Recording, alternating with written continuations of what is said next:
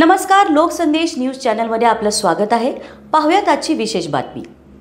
संपूर्ण राज्याचे लक्ष लागून राहिलेल्या छत्रपती सहकारी साखर कारखान्यासाठी येत्या 18 मे रोजी मतदान होते आहे।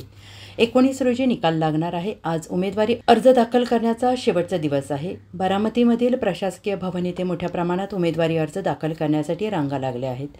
उपमुख्यमंत्री अजित पवार यांनी छत्रपती सहकारी साखर कारखाना बिनविरोध करण्यासाठी पृथ्वीराज जाचक यांच्या माध्यमातून सर्वपक्षीय बैठक बोलवली होती। त्यामुळे छत्रपती सहकारी साखर कारखाना निवडणूक बिनविरोध होईल असं वाटत असताना 700 पेक्षा जास्त अर्ज दाखल होतील असा अंदाज वर्तवण्यात येत आहे।